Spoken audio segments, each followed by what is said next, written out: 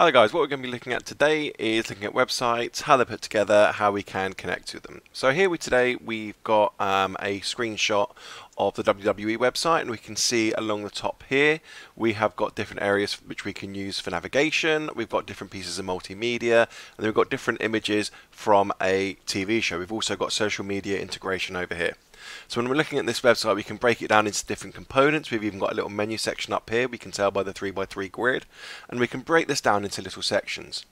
If we then take this onto the BBC website, and again a similar setup, we've got navigation going along the top, we've got personalised login information there, we can see different pieces of content, and we can interact with it in different ways. We can also customise it to change its appearance. So if we're thinking about how you can connect to a website, you can do it in multiple different ways. First of all, we've got the idea of having dial-up internet, which is what I had back when I was in school, and it was a very slow, very unreliable internet connection, which required the entire usage of the phone line. Instead of today's connection speeds, 20-30 megabytes a second, we had 30 to 40 kilobytes a second, so it was ridiculously and painfully slow compared to today's standards.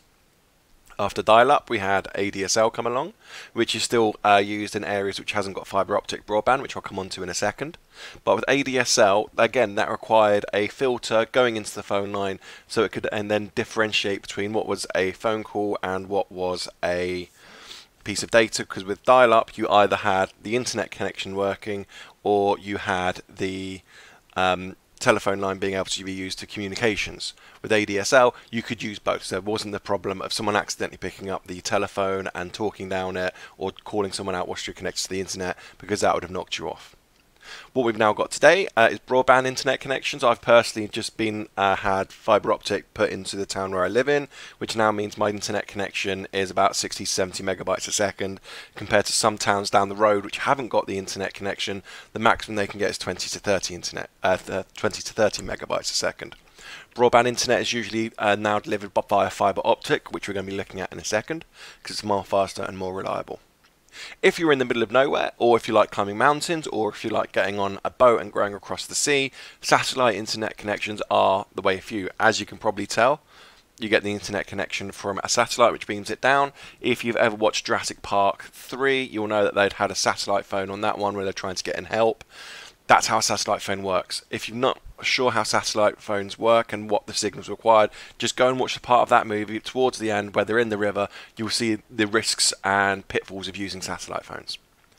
Finally, we've got mobile internet.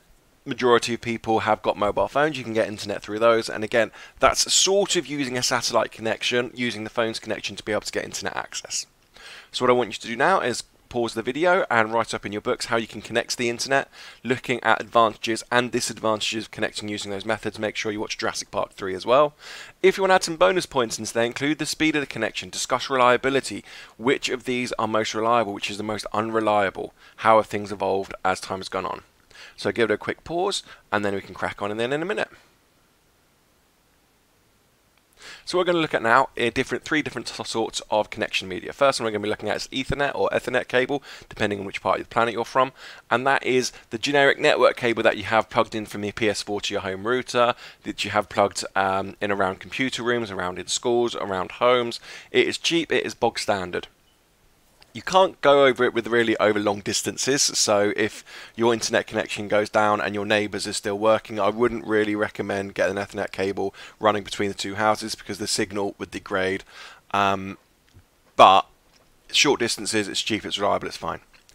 Fibre optic cable is really fast. With the Ethernet cables, that works by having pieces of copper and the signals being sent down the pieces of the copper. Fibre optic uses lights. Just as you can see fibre optic Christmas trees with lights appearing and lights glowing, it's exactly the same concept for how data is transmitted down fibre optic cables. It's very fast, but because it's a relatively new medium compared to Ethernet cables, it is expensive. So, for example, a school or a building or a company would have a fibre optic cable delivering the internet access to their building, and then from the building onwards, they'd have Ethernet cable just predominantly because of cost factors. Another way that you can also access the internet as well is through a wireless connection. As you can tell, wireless, you can go anywhere with it.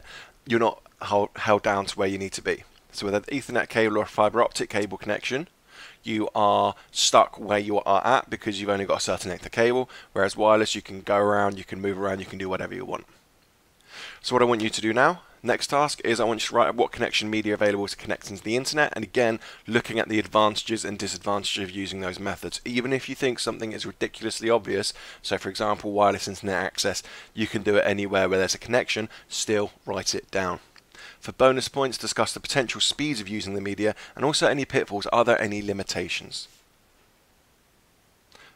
I hope this video has been helpful for you. I hope this lesson has been helpful for you, and I look forward to marking your work. See you later.